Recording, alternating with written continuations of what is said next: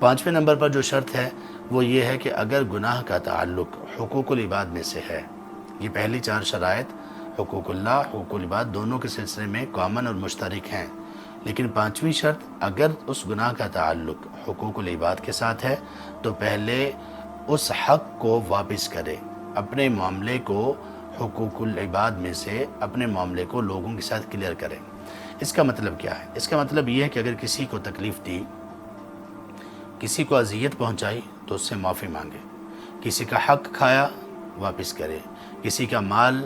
یا زمین جائیداد غصب کی تو وہ اس کو فوراً لوٹا دے۔ کوئی بھی جرم کسی بھی اعتبار سے کسی بندے سے کیا، کسی مسلمان سے کیا تو اس سے معافی مانگے، اس سے اپنے معاملہ کلیئر کرے۔ اگر یہ نہیں کرے گا تو اس کی توبہ اللہ کے ہاں قابل قبول نہیں ہوگی۔ نبی صلی اللہ علیہ وسلم نے فرمایا، صحیح بخاری اور صحیح مسلم وغیرہ میں یہ حدیث موجود ہے، من كانت عنده مظلمة لأخيه فليتحلله منه اليوم، جو بندہ، جس بندے کے ذمے اس کے بھائی کے سلسلے میں کوئی اگر ظلم ہے، اس نے کسی پر ظلم کیا، اس نے کسی کو تکلیف دی، اذیت دی، کوئی ایسا معاملہ وہ اس کے ذمے ہے اپنے مسلمان بھائی کے لیے، فَلْيَتَحَلَّلْهُ مِنْهُ الْيَوْمِ، تو وہ اس معاملے سے آج ہی نکل آئے، آج ہی اس معاملے کو اپنے مسلمان بھائی سے کلیئر کرے، آج ہی اس سے توبہ معافی تلافی کرے، آج ہی اس کا حق واپس کرے۔ ایسا نہ ہو کہ وہ دن آ جائے قیامت کا دن کہ جب ان معاملات کے بارے میں فیصلہ کیا جائے گا تو فیصلہ یوں ہوگا کہ جن لوگوں پر اس نے ظلم کیا، تکلیف دی، ان لوگوں کے گناہ اس بندے کو دے دیے جائیں گے اور اس بندے کی نیکیاں ان لوگوں میں تقسیم کر دی جائیں گی، یہاں تک کہ اس کی نیکیاں ختم ہو جائیں گی اور ان کے گناہ اس کے نام اعمال میں آ جائیں گے اور پھر اس کو جہنم رسید کر دیا جائے گا۔ اور اسی شخص کو اللہ کے رسول صلی اللہ علیہ وسلم نے، صحیح مسلم میں حدیث ہے، اللہ کے رسول صلی اللہ علیہ وسلم نے ایسے شخص کو مفلس کہا۔ آپ نے فرمایا تدرون ما المفلس، اے میرے صحابہ جانتے ہو کہ مفلس کس کو کہتے ہیں؟ پھر آپ نے یہی بات بتائی کہ جو شخص لوگوں پر ظلم کرتا رہا، کسی کا مال کھایا، کسی کو گالی دی، کسی کو مارا، کسی کا خون بہایا، تو پھر قیامت کے دن اللہ تعالیٰ پہلے اس کی نیکیاں مظلومین میں تقسیم کریں گے، پھر ان کے گناہ اس بندے پر ڈالیں گے اور اس کو اٹھا کر جہنم میں ڈال دیا جائے گا۔ آپ نے فرمایا یہ میری امت کا مفلس ہے،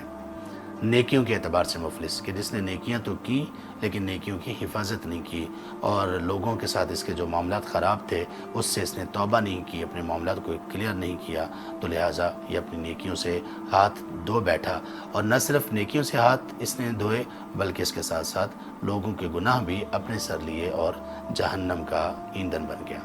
اللہ تبارک و تعالیٰ اپنی رحمت سے، اپنے کرم سے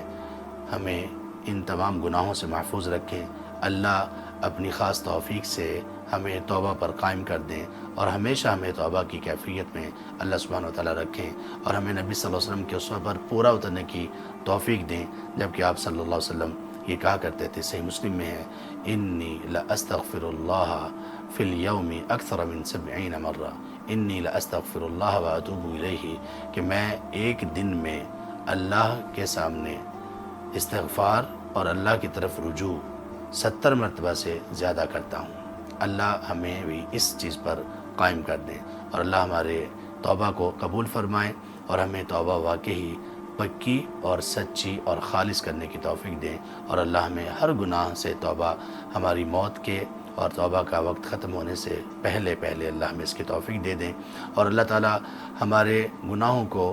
بغیر توبہ کے بھی معاف فرما دیں اور ان پر عفو کا قلم پھیر دیں، اور اللہ تبارک و تعالیٰ ہمیں جب اس دنیا سے بلائیں تو اس حالت میں بلائیں کہ اللہ ہم سے راضی ہوں اور ہم اللہ سے راضی ہوں۔ آمین یا رب العالمین۔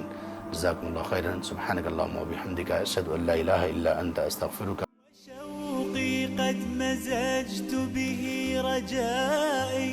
على خوف فمن خوفي مذاقي